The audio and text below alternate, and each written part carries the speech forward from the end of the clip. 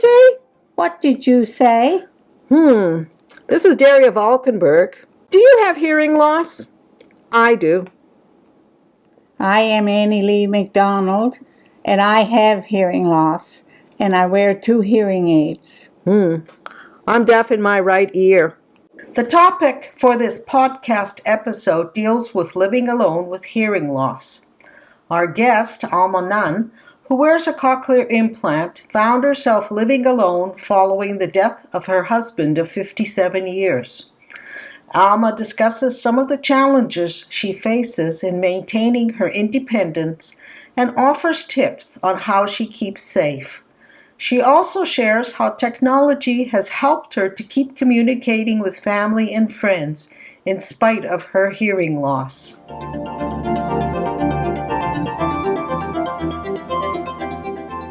Well, thank you for joining us, Alma, for this very special podcast. We're delighted that you're going to speak to us about the topic of living alone with hearing loss. You're not the only person that's in this situation, so we're very interested to hear your thoughts. Living alone is a challenge, and I have different things that I set up in order that I can cope as best I can. The first thing is the doorbell. And the doorbell, I have an extender so that when somebody rings the doorbell, it rings in there and then it rings a little farther down the hall and it's loud. So I keep my door locked most of the time unless I'm expecting somebody. Most of my communication is by text or by email. Now this is because you've got a cochlear implant, correct? Yes. The thing here is that I use the old landline for messages. I have a very difficult time with messages. And most of the time what happens is I can play on the landline, I can play it back and make sure that I've heard it. Maybe I've played 3 times before I can figure out what's going on.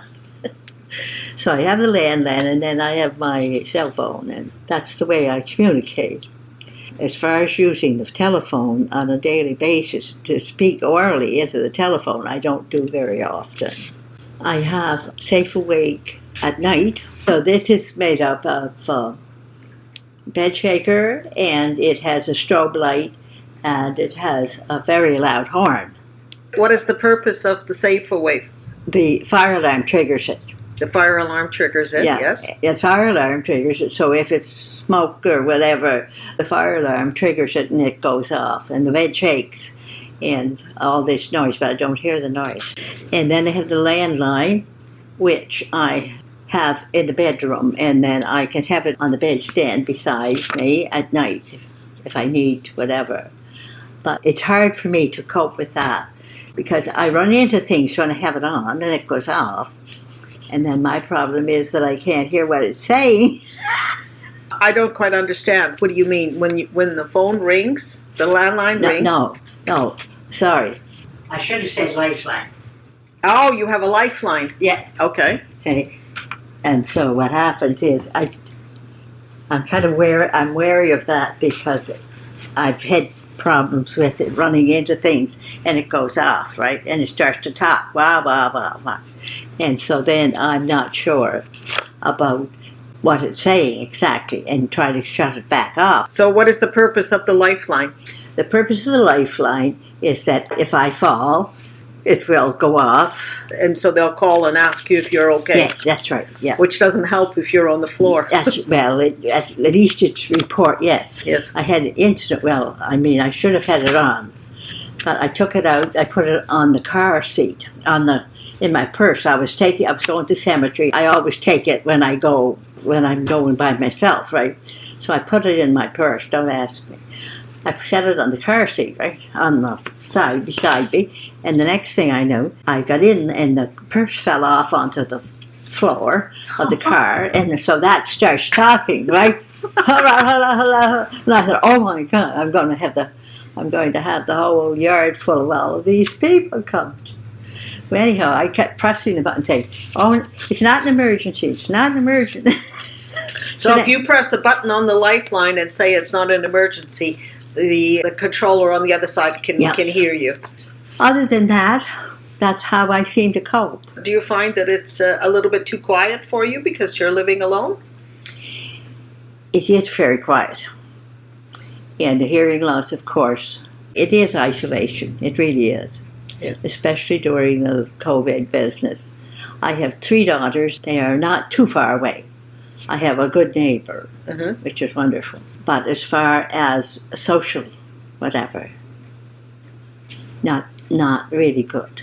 It's not good. Now, No. do you find that since COVID, it's difficult for you to go back into socializing?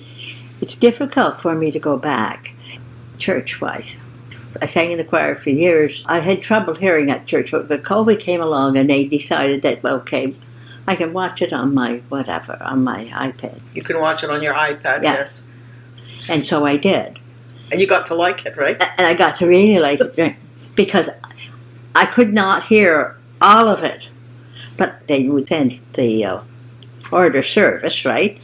So I had everything all laid out. I knew exactly what I'm doing. The only difference is that I'm not among other people. Yes. I'm absolutely not among other people. I can do all of these things, but it's not the same. It's not the same. So your advice would be for people not to isolate themselves.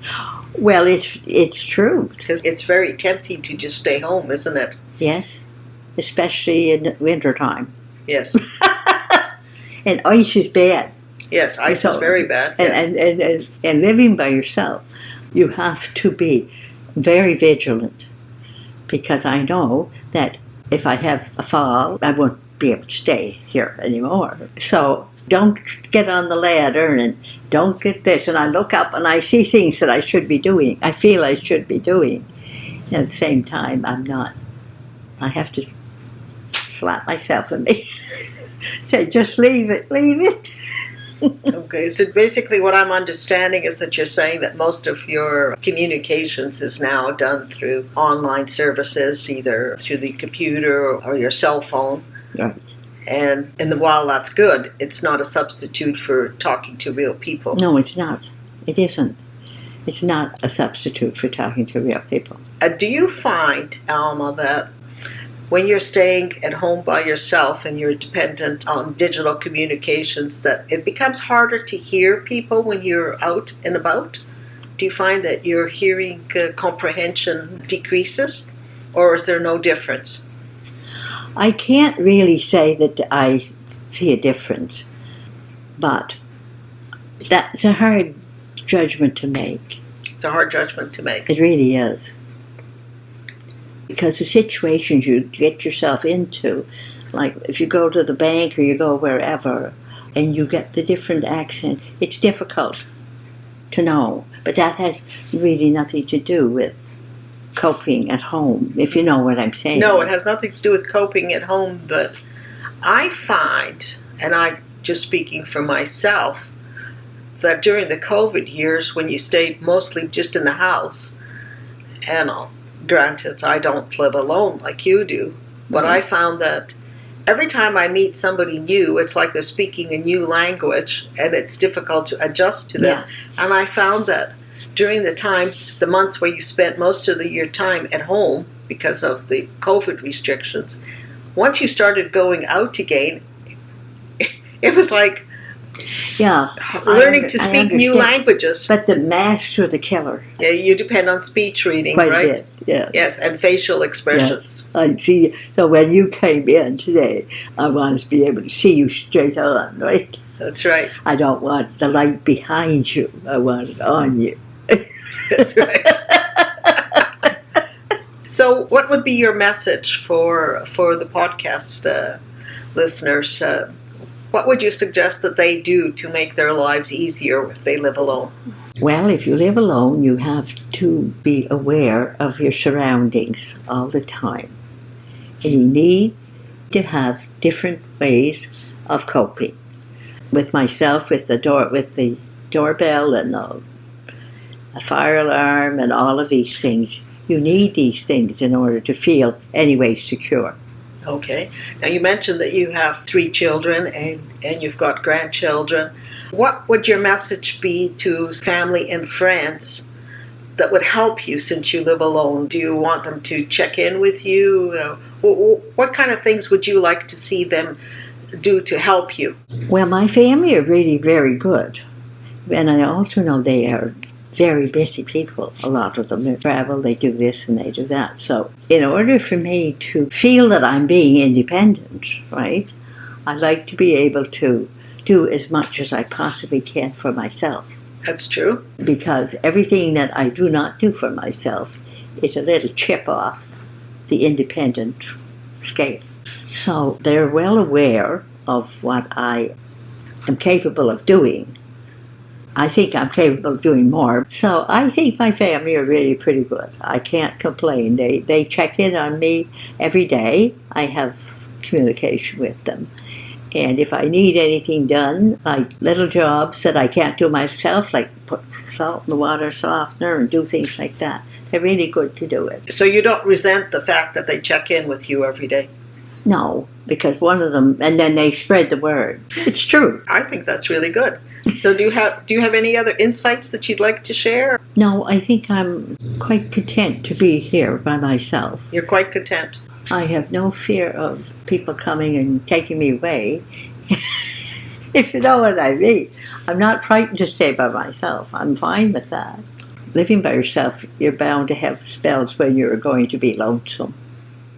Especially if you've had a long relationship with whatever. My husband and I were together for 57 years, so when he passed away, he was my ears. I've been on my own for 6 years. Okay. That's a wonderful relationship that you had, and you were very lucky. And I think that's what gave you the independence to live on your own now. You have that confidence. Extremely confident woman. Well, I can still do my little garden, which I love, right? I can still do that. I can still do things outside, which is, So if I moved away from here, I'd lose all of it. I'd lose the Wilmot River. Yes. I'd lose the geese. I'd lose all of these things. So you're very content with your life? At the moment, yes. That's great. Well, thank you very much for sharing this with us, Alma. You're welcome.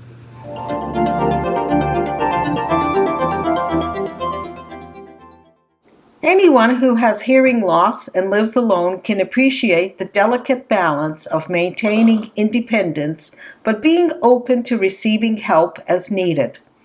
Staying socially active is important in offsetting loneliness and feeling isolated.